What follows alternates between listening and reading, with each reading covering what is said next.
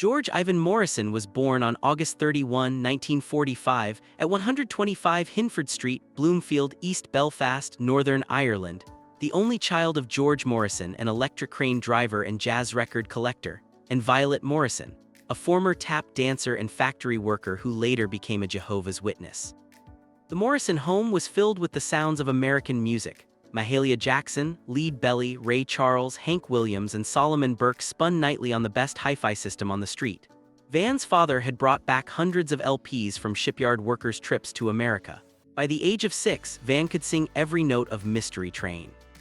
Belfast in the 1950s was a hard-drinking, hard-praying shipbuilding town. Van grew up Protestant in a mixed but tense neighborhood, dodging bricks from Catholic kids on the way to school. He left Orangefield Boys Secondary at 15 with no qualifications, already obsessed with the saxophone and the poetry of the blues.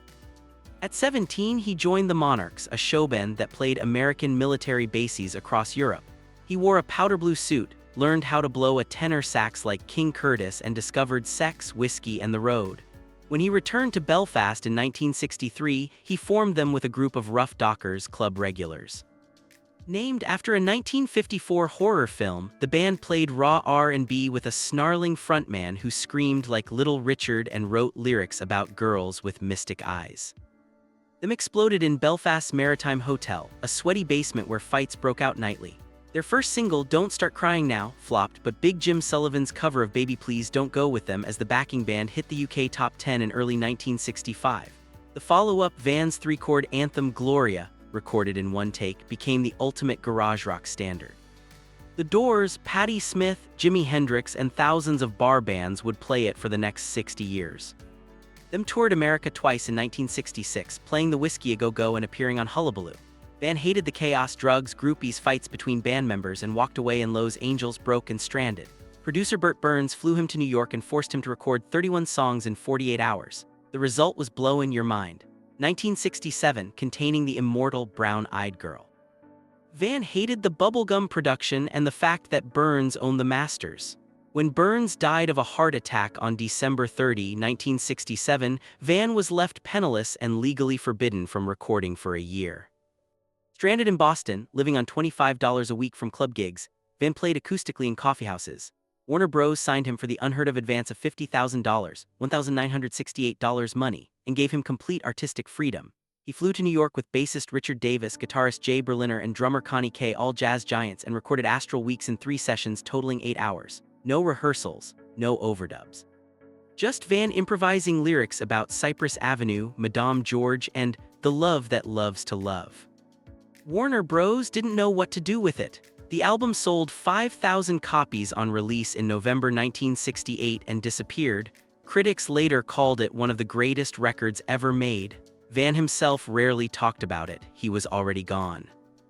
Moondance 1970 was the opposite, tight, jazzy, radio-friendly. Moondance, Crazy Love, and Into the Mystic became FM staples. For the first time, Van was a star. He married Janet Planet in 1968, their daughter Shauna was born in 1970. They moved to Woodstock, then Marin County, California. His band and the Street Choir, 1970, gave him his first U.S. Top 40 hit with Domino. Tupelo Honey, 1971, contained Wild Night and the title track, A Love Letter to Janet. St. Dominic's Flash, 1972, was darker, recorded in a haze of homesickness for Belfast. Then came the masterpiece, Vidon Fleece, 1974, a Celtic soul fever dream inspired by a trip home to Ireland. Critics hated it. Van disappeared for 3 years. Janet left him in 1973, taking Shauna. Van drank heavily, fell out with Warner Bros. And recorded the angry, contractual obligation album A Period of Transition, 1977, with Dr. John. He moved back to Europe, bought a house in the Cotswolds, and found God, sort of. In 1979, he released Into the Music, a gospel-tinged return to form. Bright Side of the Road and Full Force Gale announced that the old fire was back.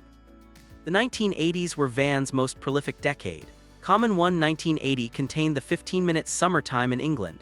Beautiful Vision 1982 had Cleaning Windows, his autobiographical ode to Belfast youth. Inarticulate Speech of the Heart 1983 was almost entirely instrumental. A Sense of Wonder 1985 quoted Wordsworth and Blake. No Guru, No Method, No Teacher 1986 was the purest distillation of his spiritual quest. He collaborated with the Chieftains on Irish Heartbeat 1988, singing traditional songs in a voice that sounded like it had been carved out of peat bog. Poetic Champions composed 1987 and Avalon Sunset 1989 gave him his biggest British hit ever, Have I Told You Lately That I Love You, later a wedding standard via Rod Stewart. The Best of Van Morrison 1990 sold millions and introduced him to a new generation. He moved to Polydor and recorded with Georgie Fame and Mos Allison. The double album Too Long in Exile 1993 featured a duet with his dying father. Days Like This 1995 became the anthem of Bill Clinton's second inauguration. The Healing Game 1997 was raw Belfast R&B again. In 1996, he was inducted into the Rock and Roll Hall of Fame by Robbie Robertson and refused to smile for photographs. Van kept releasing albums at an astonishing pace, one every 18 months on average. Down the Road 2002, Magic Time 2005, Keep It Simple 2008, Born to Sing, No Plan B 2012 and beyond. He worked with jazz organists Joey DeFrancesco, Georgie Fame, revisited Skiffle on Roll with the Punches 2017, and recorded 3 albums of protest songs against lockdown and fascist bullies during 2020-2022, latest record project Volumes 1 and 2 and What's It Gonna Take. He was knighted in 2015, becoming Sir George Ivan Morrison, but still introduced himself on stage as Van Morrison from East Belfast. He sued newspapers, walked off stages when he felt disrespected, and once threatened to retire every year for 30 years. At 80, Van Morrison remains a force of nature. He lives quietly outside Belfast with his 6th wife, Michelle Rocca, and their 2 young children. He still tours sporadically, playing 2-hour shows without a setlist, improvising lyrics about ancient Mew and the healing power of the ineffable.